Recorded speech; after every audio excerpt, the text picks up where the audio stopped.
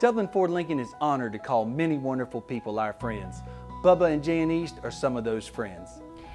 I wanted to take my time, and when you put that kind of money into a vehicle, I wanted to get what I wanted. I didn't want any outside influences, and I felt like they allowed me to do that. I took my time and found what I wanted, and then they helped me get what I liked. Others call you customers, we call you friends. That's Dublin Ford Lincoln.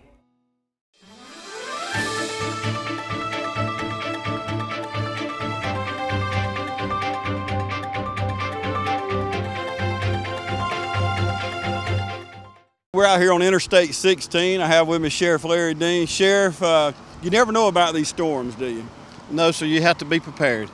And you know, that's what, talking to Terry Cobb, Bill Laird, y'all train for these kind of things. So I want you to reassure Lawrence County that no matter what happens, that y'all have everything in place. Yes, sir. Well, you can't be underprepared for such as this like that, because the governor's already issued a mandatory evacuation for everybody east of I-95. So we actually got the contraflow going on right now. And our position as the local law enforcement, we have to provide security for our shelters. This is one of the first drop-offs for the shelters here in Lawrence County. I know people are just worried about their security and all that, but if we encourage local people to stay away from the interstates right now. As you know, it's not that bad out here right now, but that storm at any time, only God can control Mother Nature, and within 2 hours' time, we could have an emergency going on again. So, okay, we have shelters open at Dublin High School and East Orange High School. What is your role in those schools? Well, anytime Red Cross sets up, we have to provide the security. They have rules that we want to make sure that the people that are staying in our shelters are safe in our county, and so we just provide security for our shelters. Now, the city of Dublin is taking care of the Dublin High School. We're taking care of the shelter at East Lawrence High School. Okay.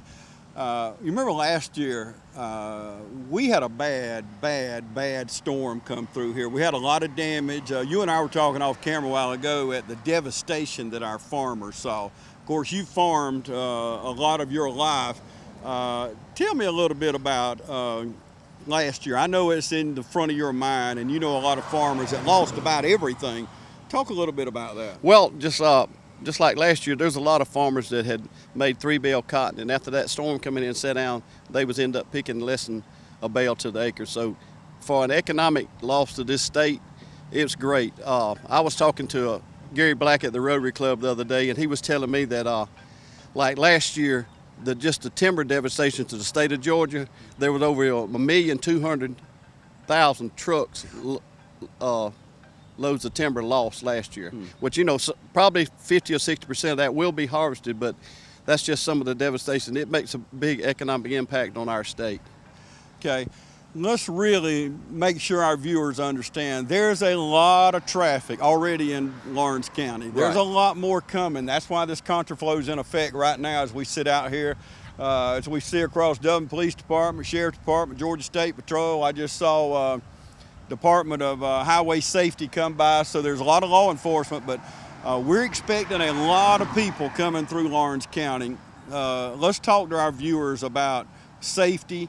And you know, distracted driving's against the law in Georgia. It's a fairly new law, and we're still having trouble with that, but let's talk about that a minute. Well, still, right now, you still have people still wanting to ride down the road in Texas, and we don't need to be people out here just sightseeing.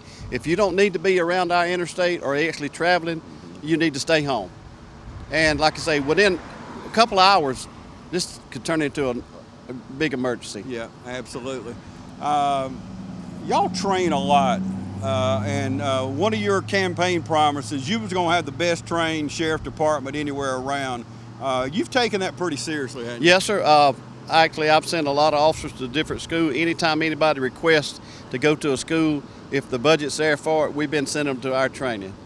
So I just want to advise the public to be careful, be conscious of your surroundings, and we have a lot of people coming to town, and so far as our security-wise, we've actually been meeting at the EMA office out here. We get together, we have Homeland Security, we have social services, medical people.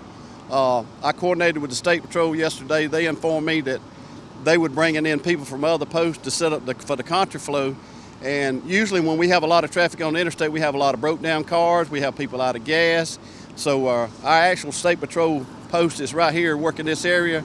They're all available. We have extra men out here for the interstate for the safety of people. So we got it covered. Well, we're seeing a lot of traffic already. Behind our camera, we probably got halfway down this ramp. We're out here at Georgia 19, but we're already seeing a lot of traffic. As even since we started standing here, Sheriff, we're seeing an influx of traffic right here. Yes, sir, and we actually got one of the sheriff from McIntosh County, Sheriff Steve Jessup, requested that we hold 35 inmates for him. We're prepared for that. We had to, get extra food in our jail. Now, he called me yesterday and said, Sheriff, if it's don't move, I'm not sending them. But if the storm moves in any direction where it's a threat to his county for the safety of the people down there, he's going to send us some inmates up here. See, we don't think about stuff like that. So there's a lot of things happening in our county. So can you handle that many? Yes, sir. Our jail can hold up to about 275 people. Right now, we maintain about 200 people in our jail. And I told him we would go ahead and clear some cells to put his inmates and keeping them together. Okay. Sheriff Larry Dean, we're out here on Interstate 16 where traffic's picking up. But if you've heard Sheriff Dean or if you're just joining us, we want you to be safe, try to stay off the roads, and don't sightsee out here on Interstate 16. Traffic's really picking up, as you can tell by the sounds here. But please stay clear of Interstate 16. Sheriff, thank you so much. Thank you, sir. From humble beginnings with a desire to serve the Dudley community, Bank of Dudley has grown to 5 locations, serving Lawrence, Twiggs, and surrounding counties. Serving our community since 1905, the Bank of Dudley is looking forward to its 2nd century of community banking. Drop in today to any of our 5 locations: Jeffersonville, Dudley, East Dublin, Veterans Boulevard, and downtown Dublin. Bank of Dudley, member FDIC, and an equal housing lender. I have with me Mr. Ricks here. We're here at Dublin High School, and Mr. Ricks, tell us exactly. We opened yesterday, this center here at Dublin High School. Tell us what's going on, how many we had last night. Okay, we opened up yesterday and started receiving at 2:00 p.m. and total as of this morning, we have 53 clients in the center, in the shelter.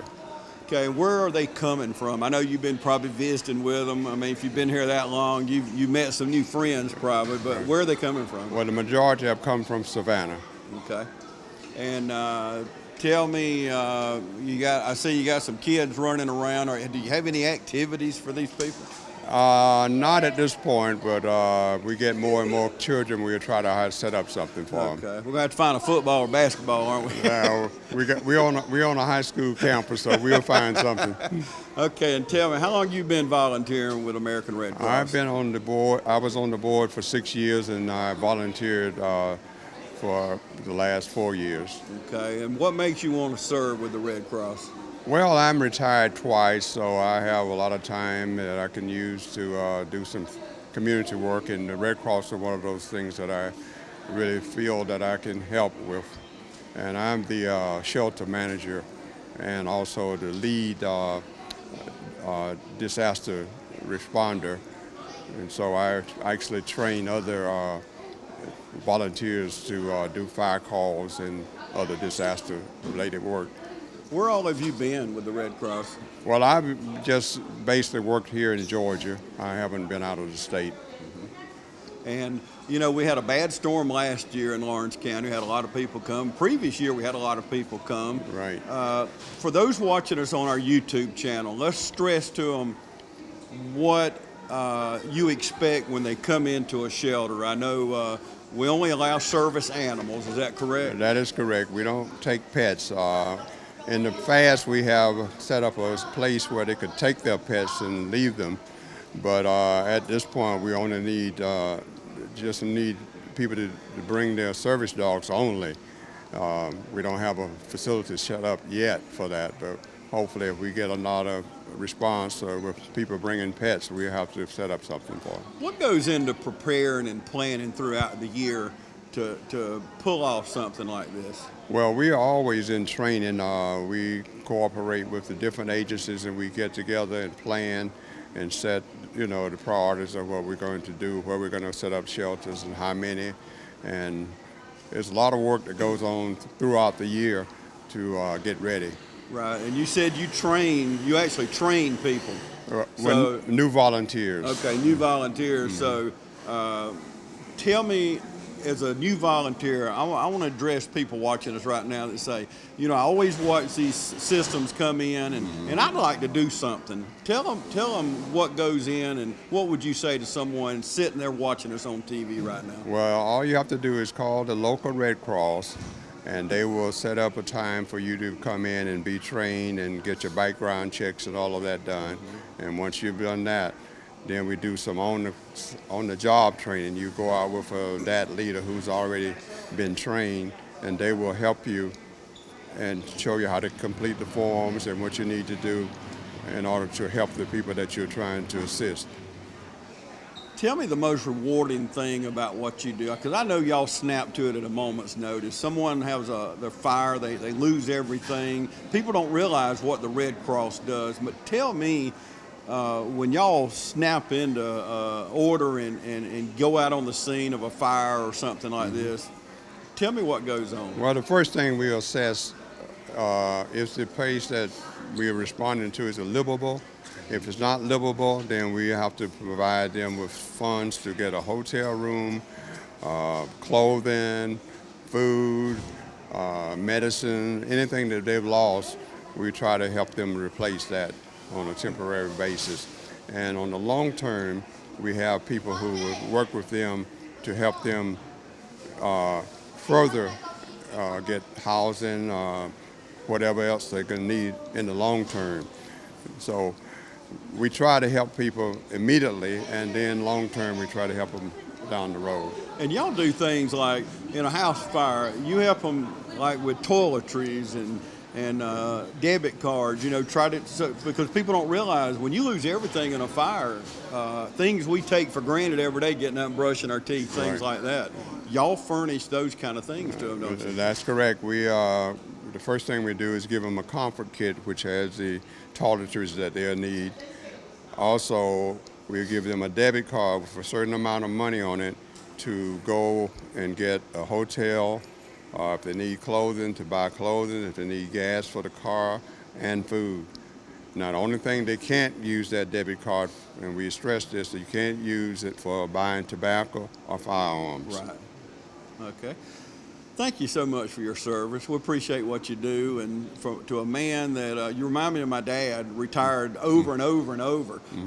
But your generation, we can learn a lot from, and I have learned a lot. But thank you for your service, and folks, we can learn a lot from people like this. But if you do want to volunteer, you heard Mr. Riggs, just call our local American Red Cross, and you're looking at the man that's probably going to train you. So Possibly. Thank you so much, brother. Right, thank you. Thank you, brother. I really appreciate it. I have with me Ricky Smiley. He's from Hinesville, Georgia. Ricky, you come in yesterday? Yes, sir. Okay. Tell me what's going on. Why did you evacuate? Because they told us to. Okay. And did you get a good rest last night? Oh, it was nice. And tell me, how long have you lived in Hinesville? 61 years. 61 years. How about that? What do you do in Hinesville? I'm retired. Retired from where? Military. Okay. Big military area there. Yes, Fort Stewart. Yep, absolutely. 61 years in Hinesville. Have you ever evacuated before? I've been here last year. Okay. You came same place? You came to Dublin High School? Yes, sir. Okay. What do you think, and what do you say about the American Red Cross? It does a very good job. You got everything so nice and clean and neat. I love it. They had beds ready for you, food ready? Yes, sir. Food good? The breakfast was excellent. Well, thank you so much for talking to me. You're welcome. We're still the one. Century 21 Durden Cornegay is still the #1 realty company in Dublin and Lawrence County. And we want to recognize all those who've made us #1, our customers. If you're buying or selling land, commercial property, or residential property, or if you're looking for investment property, there's only one name you need to know: Century 21 Durden Cornegay. For more information, log on to c21dublin.com. Call us at 272-1535 or stop by our location at 1700 Veterans Boulevard in Dublin. Century 21 Durden Cornegay. Broker George Durden. Still the one. We're still having fun, and you're still the one. I have with me now Brenda Walthour from Liberty County, and tell me when you evacuated. We evacuated on last night, yesterday evening, so we got here around about 10:30 on last night. How was the traffic on 16? The traffic was real great. We didn't have any problem with the traffic. Okay. Have you had to evacuate before? Yes, sir. Tell me about it. Last year, we left a little early because we know that the traffic will be backed up because we heard a lot of people say last year that they had to stay in the line about 3 or 4 hours. So we left early because we don't want to end up doing the same thing. So you're a smart lady, huh? Yes, sir. I'm very smart about that. Tell me what you do in Liberty County. I'm a retired 911 telecommunication, and also I worked at the school system, and then I help, with my community. So. And also I used to be a Red Cross volunteer. Okay, well, so a 911 operator. So you know what these people, I was just at the 911 center filming, you know what these people do on a regular basis. Yes, so I sir. know you respect the fact what they're doing right now, because they are, their game is on right now, isn't it? Yes, sir. As a 911 operator, tell me what you did, and tell me about some of the things, some of those memories that you had 911. As a 911 operator, it was our responsibility to make sure that we accept calls, make sure we get the patrols out to the right places, and also EMS and fire. And also when we do get called, we make sure we ask the people for the address, the name, make sure we have the right location and the condition of what's going on with them at that particular situation.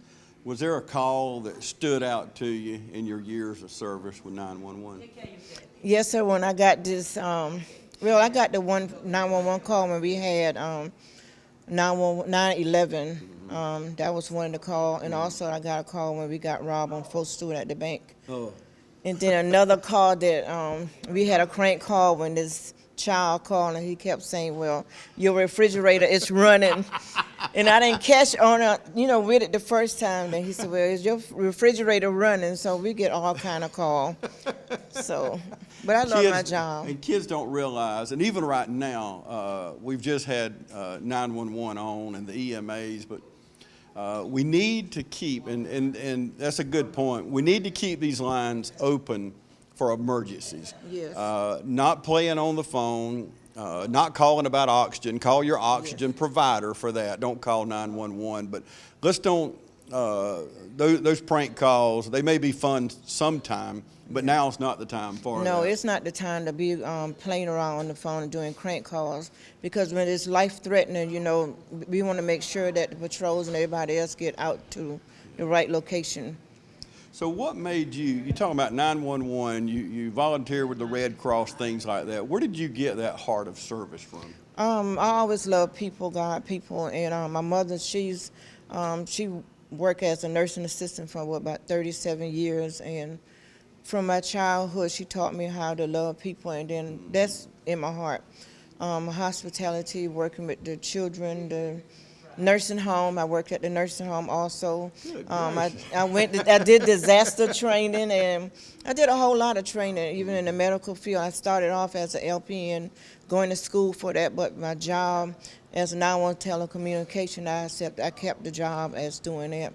So I've been working with people all my life, basically. And even my family, you know, I have the love for my family also. A lot of my family members are nurses and nursing assistant also. Can't you tell that about her? I know that it shows through on TV. I know it does right here.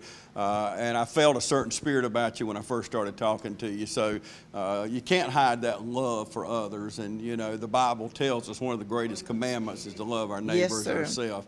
And obviously you live by that commandment there. But how long do you expect to be here? I just until you all, you know, tell Till us we to let you go? Yes. Well, you can't go right now with that storm coming up that coast, but so you'll be here till the authorities tell you. Yes, sir. What about family back there? Did you leave family behind? Did most of them evacuate? Yes, sir. I have a father, you know, we left him behind. He had a choice to come, but, you know, he just didn't want to come. And also I have other family members that did not want to come. But we tell them for their safety, it's best to take a chance. We know we trust in God. Amen. And then God give us wisdom and knowledge and understanding too. So, you know, you just got to have faith in God and do what you have to do. Well, we're sorry you had to evacuate. It's always bad to leave your home, but we're glad you're here in Dublin, and if there's anything we can do for you, just let us know. Okay, I will. Thank you, And sir. I just want to say I thank God for Dublin, also the Red Cross, because they have been a very big help for us in the past couple of years, and this is one of the places that we have came. And I just want to say we appreciate you all. My family also appreciate you all. Thank you so much. And thank you for the hospitality. Thank you so much. I appreciate that.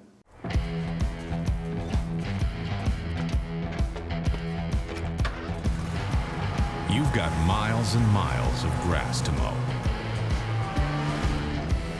So you're going to need a machine built to perform. Day in and day out. Season after season. You're going to need a Gravely. Built to mow the distance. Now at Myers Equipment and Supplies in Dublin. Now we're here at East Lawrence High School. I have with me Diane Quinn. She's the manager here at the school. So tell me how many you had last night. We have 19. Have you had any come in today? We had 2 that came in early. Okay, where are they really coming from? Mainly in the Brunswick, the area right around there. Step over right here. That's fine. You trying to get away from me? I am. I'm going to ask you that again. You kind of stumbled through it, but anyway, well, I'm going to ask you again. Tell me where they're coming from. From the Brunswick area mainly. Okay. Tell me, I love the Red Cross, and we talked to Peggy yesterday, and y'all do a wonderful job. Tell me, first of all, how long have you been with the Red Cross? 14 years. Wow, 14 years. Where did that servant heart come from? I do volunteer with the Georgia Baptist Disaster Relief. They weren't keeping me as busy as I wanted to be. I stepped into it. And here you are, huh? Here I am. So what do you like most about serving the American Red Cross? The people. What do you use? I know you're a manager here at this Evacuee Center at East Lawrence, but what all kind of jobs do you do with the Red Cross? I'm on the disaster action team, where we go out if you have a fire. We certainly hope you don't. But we do provide help, assistance when that happens. We have worked some with the IT team. Right. Which is what? Disaster Services Technology. Okay. Also with the benevolence team if someone does happen to pass or needs someone to talk to. Okay. And what on the benevolence team, what exactly do you do? Someone passes away in a fire, say. What do you do when you spring into action? You go and talk to the family, let them know what you can and can't do. Mainly just listen to them. Most people need someone to talk to. Yes, absolutely.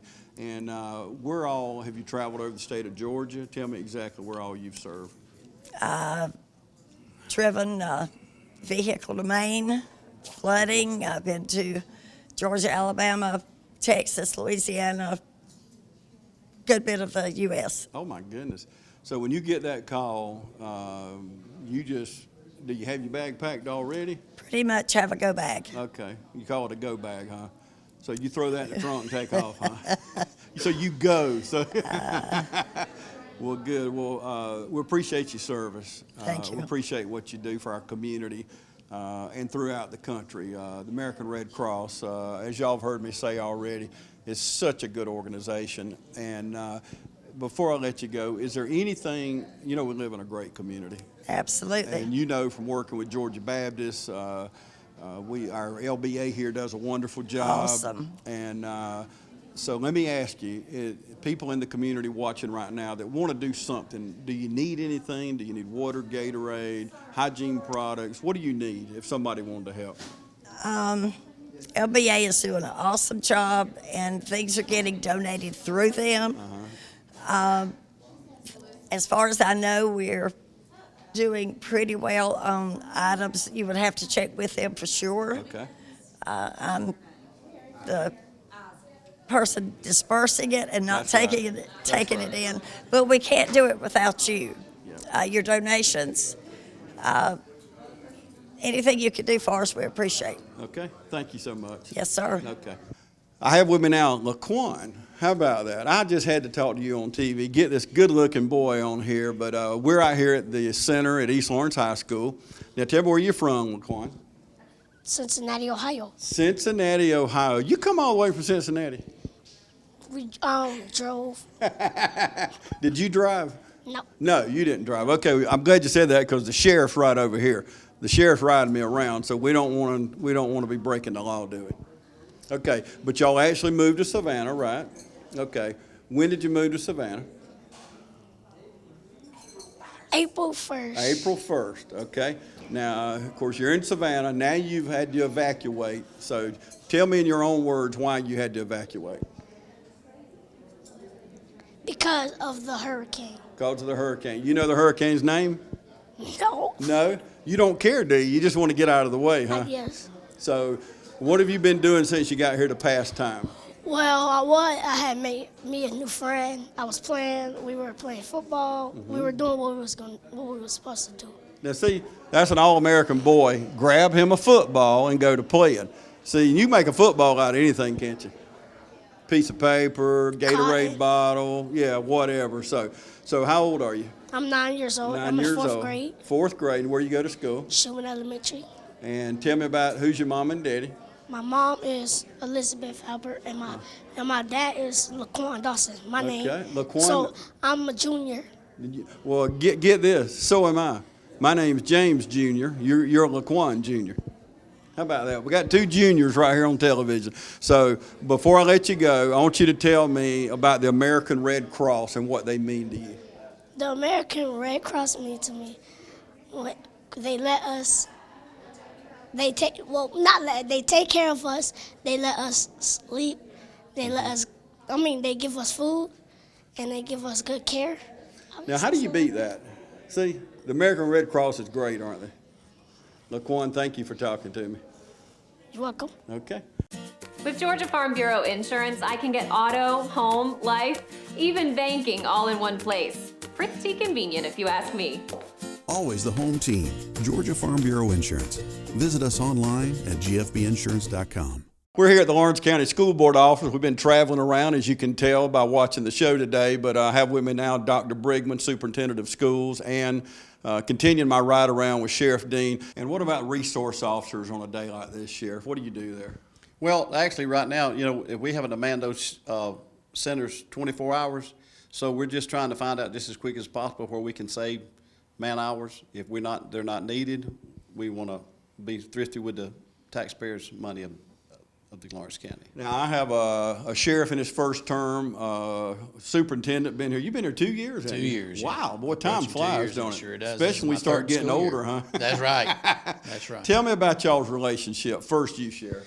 Well, first of all, when Dr. Brigman approached me about putting resource officers into school, and I kind of campaigned on that I wanted to get a resource officer in every school, and then we decided to start arming some of our teachers in school, and we just formed a bond, and it's been a good working relationship ever since. Our training officer, Sid Harrison, he did a phenomenal job with it, and we're just a bonded organization now. My deputies, that was the first thing I told the deputies when I became sheriff. You need to be a part of your school systems. You need to know your teachers, and now that we've armed our teachers, a certain percentage of our teachers, we've just developed the bond, and it's really paid off for having safer schools. Yeah.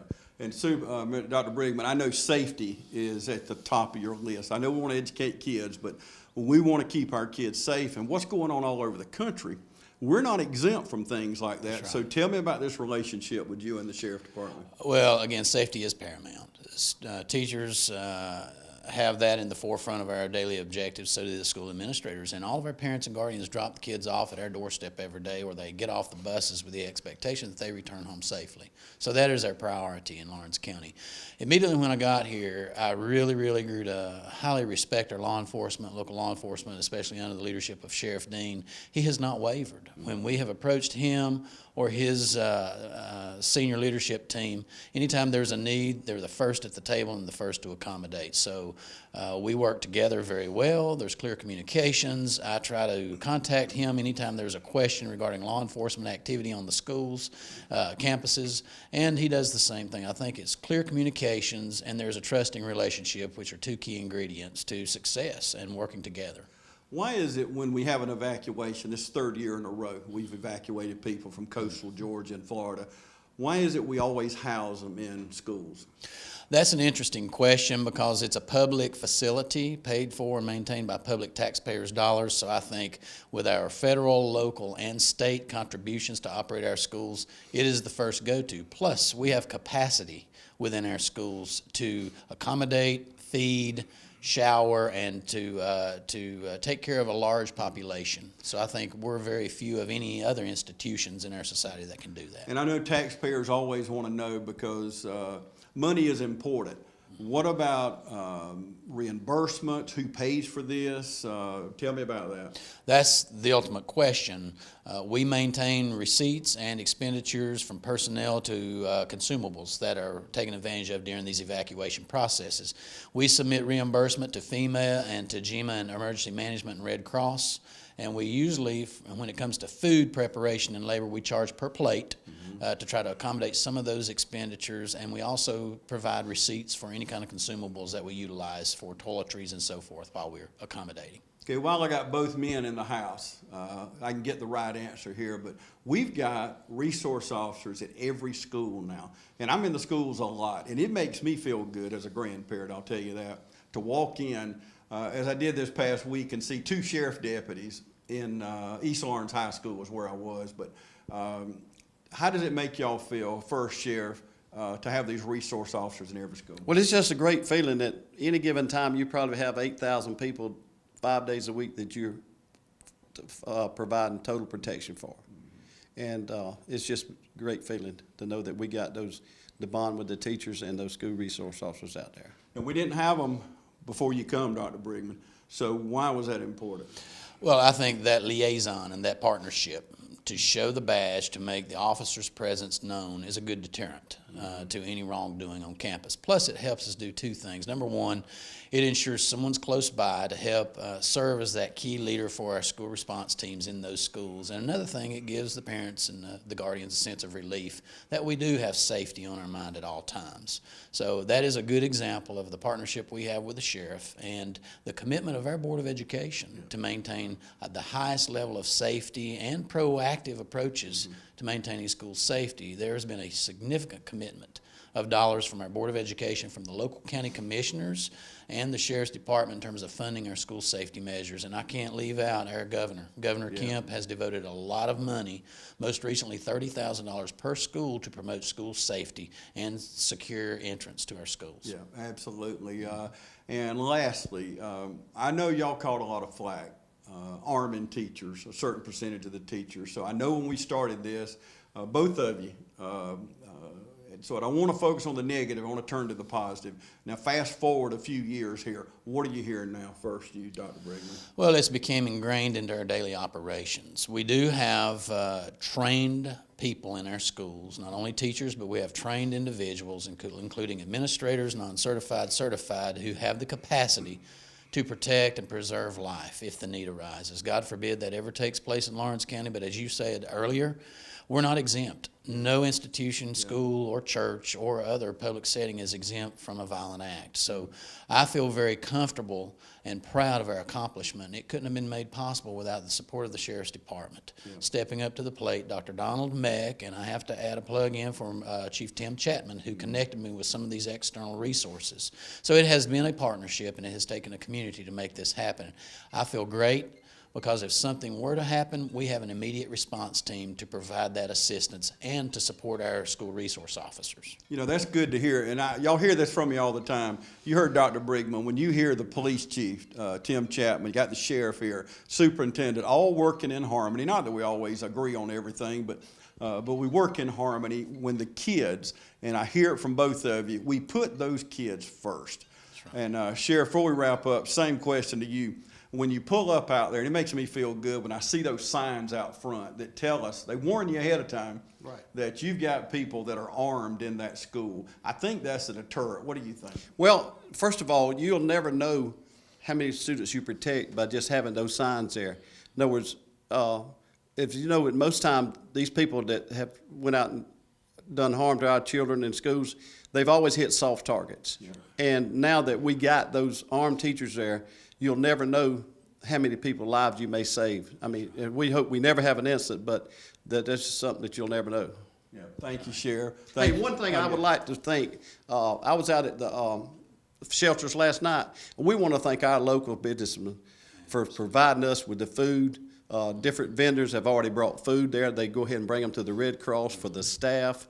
So we want to thank our community, because every time we've ever had a detail, there's always people providing food, water from the medical people to the EMAs to the deputies and all the staff is out there. Our local businesses step up and support us greatly here in Lawrence County. Right. You want to That's add right. that, Dr. Brenda? I echo that too. Before the doors even opened for the shelter, we had members from the Lawrence Baptist Association and other church groups showing up to deliver chips, snacks, drinks, refreshment, toiletries, and so forth. So it is just amazing how this community pulls together to support people in need. So it's good to be a part of a community that focuses on helping other people. Absolutely, and you heard it, folks. We live in a great community, and we do want to thank our businesses.